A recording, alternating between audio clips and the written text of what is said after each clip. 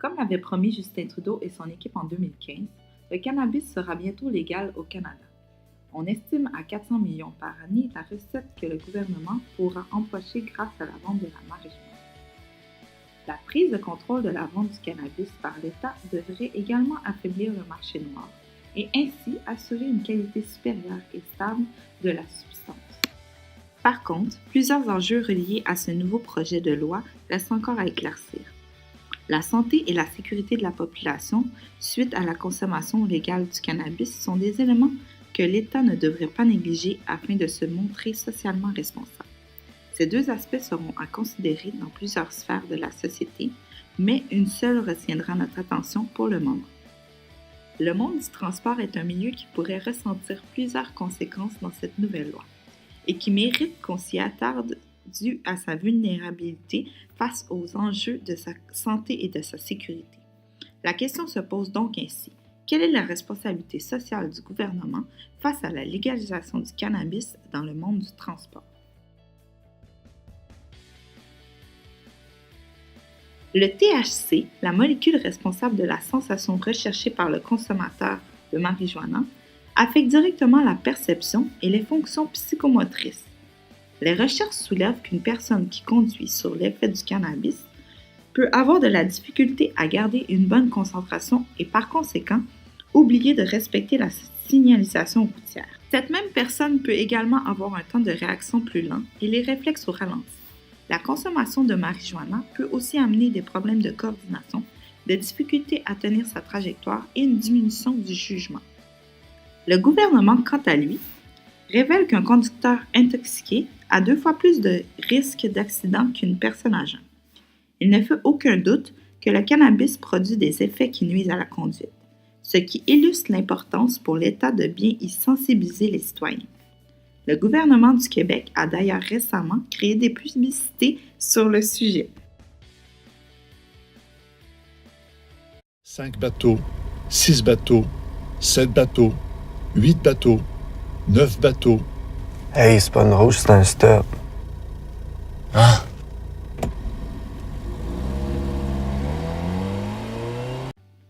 Bien que le gouvernement semble prendre à cœur sa responsabilité de sensibiliser et informer les gens, la Centrale des syndicats du Québec a récemment déposé un mémoire concernant les plans de sensibilisation sur la consommation du cannabis au volant. En effet, le gouvernement envisage de créer des fonds pour la prévention et la recherche. 25 millions de dollars sur 5 ans, soit 5 millions par année, serviront à financer des activités et des programmes de surveillance. La CSQ croit que la somme allouée par le gouvernement est insuffisante pour sensibiliser de façon optimale tous les secteurs et tous les groupes différents.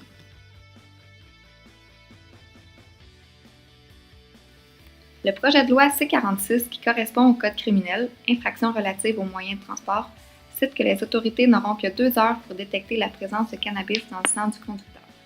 Les policiers devront amener le suspect au poste pour pouvoir effectuer la prise de sang. Par contre, il n'a pas encore été déterminé qui sera responsable d'effectuer le test sanguin. Le problème perçu est le manque de policiers ayant la formation pour reconnaissance des drogues. Mais les services de police n'ont pas les moyens afin que tous les agents suivent le cours. C'est beaucoup trop coûteux. Le gouvernement fédéral veut investir 81 millions de dollars d'ici septembre 2018 pour la formation des policiers. Le cours d'expertise en reconnaissance des drogues est sur une durée de 14 jours et coûte 10 000 $ par participant. La répartition du budget de formation se fera selon la taille des provinces. L'État a eu de la difficulté à fixer une limite concernant la présence de THC dans le prélèvement sanguin des conducteurs. La tolérance zéro serait inadéquate car la trace de cette substance peut être encore présente quelques jours après la consommation. Le résultat est qu'un individu sera accusé de conduite avec les facultés affaiblies lorsque la concentration de THC sera supérieure à 2 nanogrammes. Nous avons d'ailleurs fait une entrevue avec un policier du SPVM afin qu'il puisse nous partager ses impressions face à ce nouveau projet de loi. Juste depuis qu'on commençait à en parler, qu'ils voulaient légaliser la drogue, on voit déjà un énorme changement d'attitude des gens. On rencontre des voitures sur la route, on est dans le trafic, il y a beaucoup d'odeurs de marijuana qu'on sent.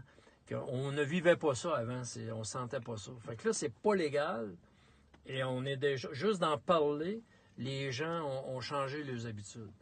Fait que quand ça va devenir légal, ça va être... je ne sais pas comment ils vont contrôler ça, à quel âge ils vont mettre ça, on ne le sait pas encore. C'est quoi l'âge? Parce qu'il y a la conduite automobile, mais il n'y a pas juste la conduite automobile, il y a la consommation sur la rue. Là. Ça va être quoi? Ça peut apporter... Moi, je vois que du négatif. Je vois aucun avantage social.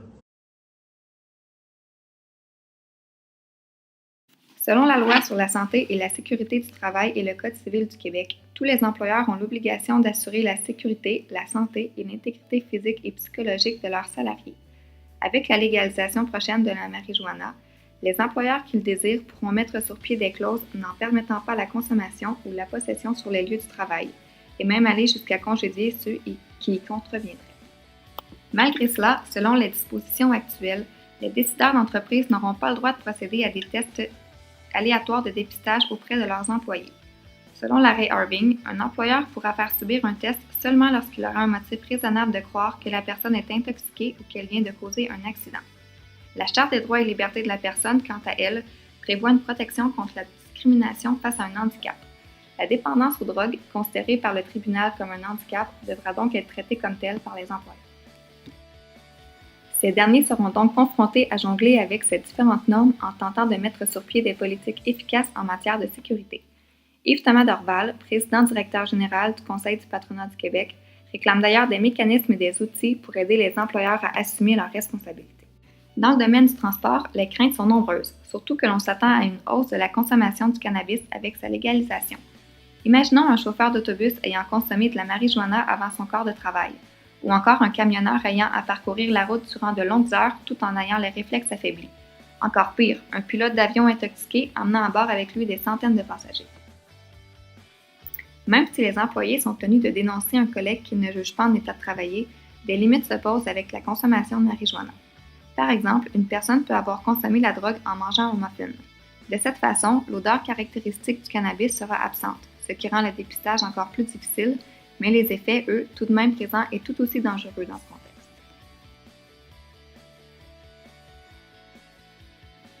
Au Canada, lorsque la légalisation du cannabis sera en vigueur, la loi canadienne prévoit des infractions criminelles plus précises pour la conduite selon le niveau de THC dans le sang. Dès lors, il est pertinent pour le ministère du Transport de se pencher sur cette problématique ailleurs dans le monde. L'Uruguay s'agit du premier pays au monde où le cannabis fut légalisé fin 2013. Concernant la légalisation du cannabis aux États-Unis, elle dépend de la volonté de chaque État. De plus, plusieurs pays en Europe dépénalisent la consommation. Elle est donc légale dans un cadre limité fixé par la loi. À Amsterdam, au printemps passé, l'État a voulu interdire l'accès aux coffee shops aux voyageurs étrangers pour diminuer leur consommation de cannabis et diminuer les accidents d'auto liés à l'usage de cette substance. Malheureusement, ce projet est tombé à l'eau par peur de perdre de l'argent lié au tourisme international dans la ville. Dans d'autres États, comme en Californie, au Maine et en Oregon, il n'y a pas de limite clairement établie. Les agents évaluent l'intoxication du conducteur à partir des signes physiques. En Uruguay, on interdit de conduire après avoir fumé du cannabis. Mais sur quoi se basent ces critères? Choquant à constater, mais sur absolument rien. Ces critères sont arbitraires et erronés. Dans l'État de Washington, la proportion de collisions mortelles impliquant des conducteurs déclarés positifs au THC a plus que doublé en 2014. Au Colorado, le pourcentage d'accidents impliquant des chauffeurs ayant consommé du cannabis n'a cessé d'augmenter depuis la légalisation. Ces données inquiètent la Société de l'assurance automobile du Québec. Le Canada veut alors que la limite légale soit plus sévère au Canada qu'aux États-Unis. Comme la légalisation dans le monde a été mise en place très récemment, il faut attendre avant de tirer des conclusions définitives sur l'impact de la légalisation du cannabis sur le bilan routier. La décision du gouvernement fédéral de légaliser le cannabis occasionne aux provinces beaucoup de questionnements quant au positionnement qu'ils devront prendre face à de nouvelles situations que cette loi créera, entre autres dans le monde du transport. Afin de se montrer socialement responsables, les deux paliers du gouvernement devront s'assurer de bien cibler toutes les parties prenantes affectées par la légalisation du cannabis et de prendre en charge toutes les externalités créées. Il sera donc très intéressant de suivre l'évolution des choses lorsque la loi entrera en vigueur.